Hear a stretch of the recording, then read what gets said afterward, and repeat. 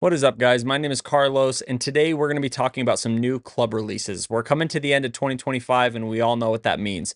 We're going to start to see a whole lot of new launches, talks of new clubs getting released in 2026, and we got one of our first ones for the year. Super excited. Let's get right into it. So what we're looking at here, this is a super sweet one. We have the version 2. Let's go second attempt at the Square2Square. Why I think this is such a big deal? Because we saw how I feel like it was rushed. The first Square2Squares by Odyssey, very, very rushed. They didn't turn out very well. I didn't like how much shaft lean there was. Shaft was set way back in the head. There was just a lot of things. I felt like it was an attempt to catch on to this zero torque, low torque market, but it felt forced. It felt like they just quickly stuck a leaning shaft into the same exact heads that we had previously, and there was no real R&D behind this. It felt a bit rushed. And I think overall, most people, club reviewers, just consumers, everyone kind of felt that. Just felt like there was R&D was missing there. So let's go into these pictures that we saw at the Sanderson Farm Championship, which it had the full lineup. Super interesting. So let's take a look. Here are some pictures. There's a look at all of them. We have the 7 Jailbird. You can see the Rossie back here. And so we'll dive into some of the details and some of the changes that I feel like takes this a huge step ahead of the previous Square2Squares. So there we go. We have just kind of a look at all of them. We have this black and white because this is part of the Tri-Hot family, which usually their color scheme is the black and red. So let's go back a few pictures. We have some interesting things to look at. You can see we have this kind of alignment similar to the Versa and the blue and white, all these different changes. Odyssey is always swapping colors, but they keep the standard of the same couple of heads. Jailbird, 7. But this is a huge one. This one's really big. And I think this is awesome. We have a different face. The different face, instead of having the window insert kind of like we have here, where it has some metal on the top and bottom, we have a very different look here. We have the insert going all the way to the bottom of the face, which is pretty cool. I like this. It's similar to like the Oz one eye with the insert.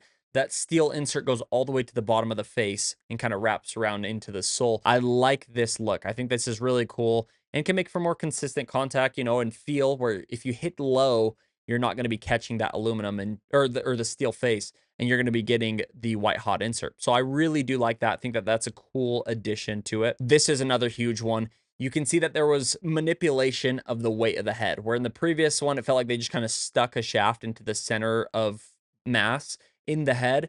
Here, we're actually seeing something different. We're seeing the shaft being much, much more closer to the face, much closer, which for so many people transitioning from a traditional putter, the biggest thing is getting used to having the shaft so far back in the face. And so that was a big point in why I really didn't like the first attempt at the Square2Squares. Now let's take a look at the sole here. So you can see what they've done, and I love this because I can show you guys with mine. I have the White Hot Versa, and they do have some weight cut out here, but you can see how much more they did in this face. They took this basically all the way up to the last like inch or so, and this is how they manipulated the weight. What this is going to do, if you carve out that much weight, is you're going to be putting a lot more weight in the front of the head and still having those weight ports there. You got all that weight forward, which is going to allow you to put that shaft more forward. If it had the same weight distribution as the others, you wouldn't be able to put it that far forward. It would have way too much weight in the back. So cool to see that they've actually manipulated the head in a significant way to be able to change the shaft placement, which I think is pretty cool. This is interesting. The white hot insert face has like this weird looking like mountain range. I don't know if there's any significance here or if we'll hear more about this, but I don't hate it. It's just kind of feels like it's like melting or dripping into the club. Whatever. I don't have like really any beef with it.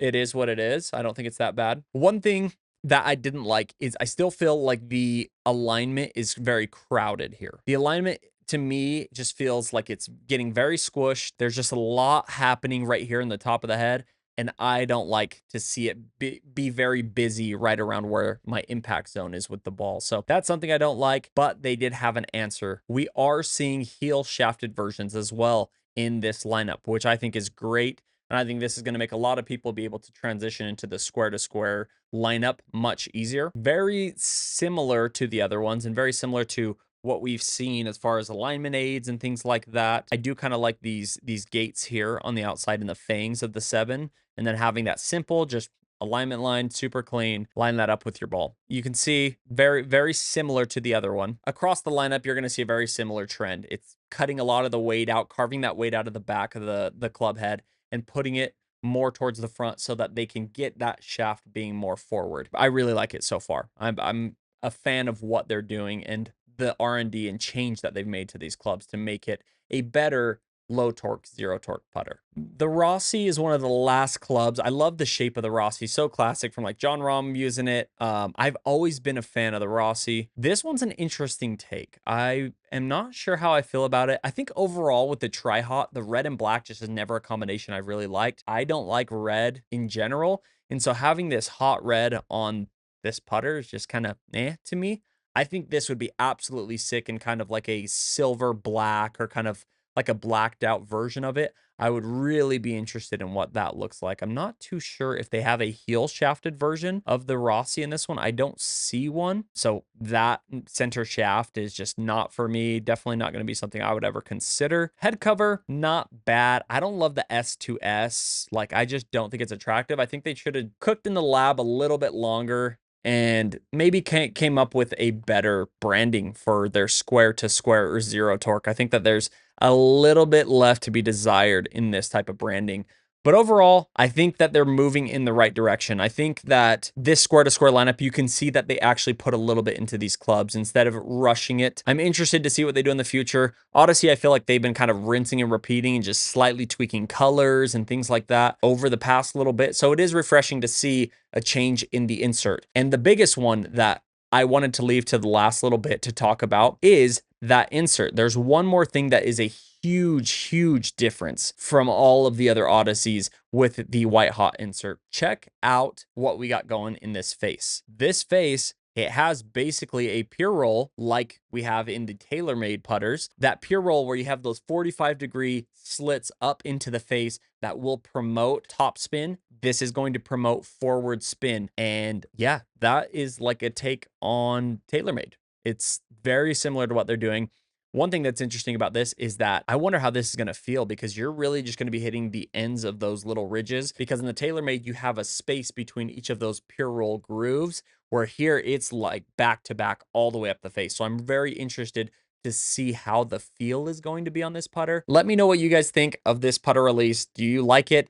Do you feel like it's just the same thing Odyssey always does? Let me know in the comments. I'm super interested to hear what you guys have to say. And if you like this video, make sure to hit that like button, subscribe to the channel, and hit that bell button. We will be dropping many more videos like this. So stay tuned. We'll see you in the next one. Peace.